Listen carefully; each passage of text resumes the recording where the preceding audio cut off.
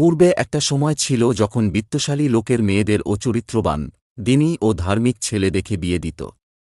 তখন সম্পর্কগুলো ছিল মজবুত, আর এখন সম্পর্ক করা হয় মেয়েদের রূপ আর ছেলেদের ব্যাংক ব্যালেন্স আর বাড়ি গাড়ি দেখে, তাই সম্পর্কগুলো হয়েছে ঠুনকো।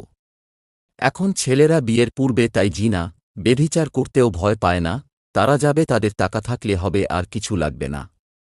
কারণ এখনকার অভিভাবকরা অর্থ দিয়ে মানুষ চিনতে চায়, আচার ব্যবহার কিংবা ইসলামিক চিন্তা ভাবনার মানুষ দিয়ে নয়। তাই মেয়েরাও এখন প্রসাধনের পিছে ছুটে নিজেকে সঠিক সাংসারিক নারী করতে নয়, তারা এখন সেজে গুঁজে দিন কাটানোতে ব্যস্ত। বেশি কিভাবে একজন ভালো স্ত্রী, একজন ভালো মা হবে সে চিন্তা করে না, নিজেকে নিয়ে সারাক্ষণ ব্যস্ত থাকে। তাই সংসারে না আছে অনুভূতি, না আছে মায়া। ক্যারিয়ার হলে বিয়ে দুই চোখ বন্ধ করে করা যায়, তাহলে এই সমাজে ডিভোর্স হবে না। তো ডিভোর্স কি হবে পশু পাখির মাঝে? তোমরা দুস্থ হলে বিয়ে করো, কারণ আল্লাহ তোমাদের তাঁর অনুগ্রহে সম্পদশালী করবেন। সূরা আন-নূর ৩-২।